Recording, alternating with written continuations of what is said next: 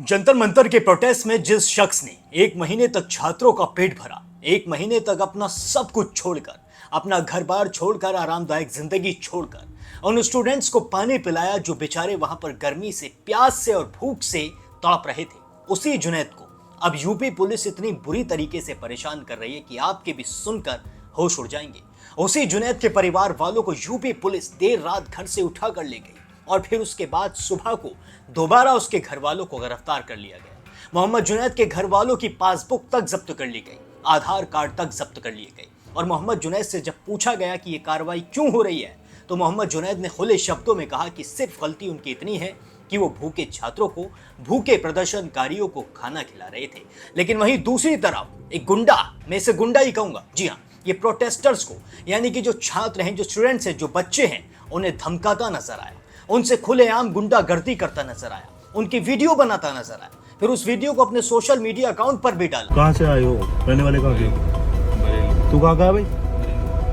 पूरा नाम क्या है? तो और रहते कहाँ हो यहाँ तो गुरुद्वारे में। रात को और दिन में यहाँ प्रोटेस्ट। अच्छा, कमाते क्या हो? अभी तो स्टूडेंट है। तो यहाँ के स्टूडेंट हो? तो कौन सी दीदी? मैं कोई प्रोटेस्ट, मैं तो बीएससी कर रहा हूँ, मुझे कोई मतलब ही नहीं है। मैं बस यही है कि आया गया तो देखने के बाद दिख गए ना कोई सा भी, समझ रहा भी, इधर आ गया, इधर आ। इसके बाद दिख गया ना मेरे को यहाँ दिमाग, हाथ हटा, हाथ हाथ हटा, उसमें थोड़ी है, हाथ हटा, दीदी क्या है? हाथ हटा। अभी अभी कैसे करता प्रोटेस्ट में? अभी कैसे करता प्रोटेस्ट में आया हूँ? इधर सुन। आप इसकी हिम्मत देख रहे हैं, बच्चों को चांटे बरसाता नजर आ रहा है ये शख्स, जिन बच्चों के सामने मोदी सरकार झुक गई, जिन बच्चों के सामने शिक्षा मंत्री धर्मेंद्र प्रधान ने अपना इस्तीफा दे दिया, उन्हीं बच्चों को ये दो कौड़ी का गुंडा ये कहता नजर आ रहा है कि आज के बाद प्रोटेस्ट में मत आ जाना, आज के बाद इस हरकत को कर मत देना, नहीं तो तुम्हें बहुत बुरी तरीके से मारूंगा। इसी वीडियो के अंदर इसने इन छात्रों पर हाथ उठाया है, लेकिन इसके खिलाफ अभी तक भी किसी भी तरीके का एक्शन पुलिस ने लिया नहीं है। आदाब, नमस्कार, सत श्री अकाल, peace to be with you दोस्तों। मेरा नाम है जुनैद भाटी और आप देख रहे हैं द न्यूज फीवर। जी हाँ, मेरे ही नाम वाला एक शख्स यानी कि मोहम्मद जुनैद जंतर मंतर पर पिछले एक महीने से छात्रों को खाना खिलाने में लगातार जुटे थे। आप में से जितने भी लोग जंतर मंतर पहुंचे होंगे प्रोटेस्ट में, तो आपको जुनैद 101% वहां पर नजर आए होंगे, क्योंकि जुनैद एंट्री करते ही शुरुआत में ही खाने का स्टॉल हमेशा लगा के रखते थे और भूखे बच्चों का पेट भरते नजर आते थे। जुनैद खाना खिलाने के अलावा और भी दूसरे काम करते थे, जैसे कि पानी की बड़ी बड़ी बोतलों को उठा कर लाना और भी बहुत सारे काम, जिनमें जुनैद ने अपनी पूरी की पूरी ताकत लगा रखी थी। वहां पर जो भी लोग आते थे वो जुनैद के काम की सराहना जरूर करते थे। यहाँ तक कि अभिजीत दीपके ने भी स्टेज पर चढ़कर माइक से जोर से अनाउंसमेंट भी कई बार की है कि मोहम्मद जुनैद की वजह से हम सब का यहाँ पर पेट भर रहा है, हम सब जो भी खाना खा पा रहे हैं, जिस वजह से हमारे अंदर प्रदर्शन करने की हिम्मत आ रही है, उसकी वजह है सिर्फ जुनैद भाई। जी हाँ, लेकिन अब इसी जुनैद के घर पर पुलिस पहुंच गई अचानक से। जिस दिन धर्मेंद्र प्रधान ने इस्तीफा दिया उस दिन जुनैद जंतर मंतर पर मौजूद नहीं थे। इस पूरी लड़ाई में जुनैद मौजूद रहे, लेकिन जब इस लड़ाई का निष्कर्ष निकला, जब इस लड़ाई का हक स्टूडेंट्स को मिला, तो उस दिन जुनैद उस जंतर मंतर पर मौजूद नहीं थे, क्योंकि जुनैद पहले से ही बहुत ज्यादा परेशान थे। जुनैद के घर पर देर रात पुलिस पहुंची और जुनैद के पिता को और उनके भाई को, उनका भाई नाबालिग है, उन्हें गिरफ्तार करके पुलिस ले गई।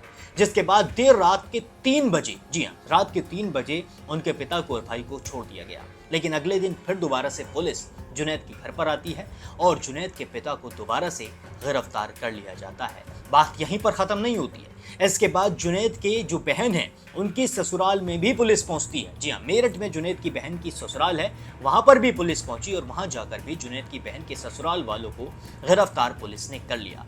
जब जुनैद से पूछा गया कि आपके घर पर पुलिस क्यों पहुंची है, तो जुनैद ने कहा कि मेरे ऊपर 0% किसी भी तरीके का आपराधिक मामला नहीं है। जी हाँ, मैं शून्य आपराधिक मामलों वाला इंसान हूं, तो फिर मेरे ऊपर इस तरीके का एक्शन आखिर क्यों लिया जा रहा है? ना मैंने ऐसा कोई बयान दिया है, ना मैंने कोई ऐसी बात कही है, मैं तो सिर्फ चुपचाप स्टूडेंट्स को खाना खिलाता था, उनका पेट भरता था। जी हाँ, ये सारी की सारी जो शुरुआत थी खाना खिलाने की, वो ऐसे हुई थी कि जुनैद जिस दिन पहले दिन प्रोटेस्ट में आए थे, तो उन्होंने साफ तौर पर देखा था कि वहाँ पर भीषण गर्मी है, वहाँ पर इतनी तेज धूप है कि बच्चों को वहाँ प्यास से तड़प रहे हैं बच्चे। उन्होंने सोचा कि यहाँ पर क्यों ना मैं बच्चों को पानी पिलाऊं। जी हाँ, जुनैद ने एक पानी का स्टॉल लगाया जिसके बाद पानी पिलाने के बाद नमकीन, चिप्स, बिस्किट, भोजन की तैयारियां अपने आप होने लगी। जुनैद को लोगों से सपोर्ट मिलने लगा। जुनैद से लोग कांटेक्ट करने लगे, उनसे कहने लगे कि आप जरिया बनिए, हम खाना भिजवा देंगे, हम कैसे भी करके अपने जो हम कमाते हैं उसमें से इतना सा % भी हिस्सा निकालेंगे तो वहाँ के जो प्रदर्शनकारी हैं उनका पेट भर जाएगा। ये बात जुनैद को बहुत अच्छी लगी तो जुनैद जरिया बने और उन लोगों ने खाना भेजना शुरू कर दिया, जिसके बाद जुनैद यहाँ पर सभी को सर्व करते नजर भी आते थे। और तो और जुनैद को देखकर बहुत सारे लोग इंस्पायर भी हुए, जिन्होंने जुनैद को देखकर वहाँ पर फूड स्टॉल लगाने शुरू किए। कोई पानी बांट रहा था, कोई बिस्किट बांट रहा था, कोई जूस बांट रहा था, कोई कोल्ड ड्रिंक बांट रहा था, जिसकी वजह से ये प्रदर्शन और ही ज्यादा ताकतवर होता चला गया। क्योंकि जब बच्चों में ताकत आई तो उन्होंने और जोर शोर से ये जो धर्मेंद्र प्रधान के इस्तीफे की मांग थी इसको करने की शुरुआत कर दी और अंत में आखिरकार फैसला हो ही गया, धर्मेंद्र प्रधान का इस्तीफा हो ही गया। जी हाँ, इन बच्चों को बहुत बड़ी जीत मिली, लेकिन दूसरी तरफ जुनैद को अभी तक भी पूरी तरीके से सुरक्षा मिल नहीं पाई है। जी हाँ, जुनैद को काफ़ी सारी धमकियां भी आ चुकी हैं, लेकिन वहीं जुनैद ने अब एक वीडियो जारी कर दिया है जिसमें उन्होंने कहा है कि वो अब सुरक्षित जगह पर है और उनका परिवार भी सुरक्षित जगह पर है। लेकिन यहाँ जो सवाल खड़ा होता है वो ये खड़ा होता है कि आखिर जुनैद को परेशान किया ही क्यों गया, जुनैद के परिवार वालों को हिरासत में लिया ही क्यों गया।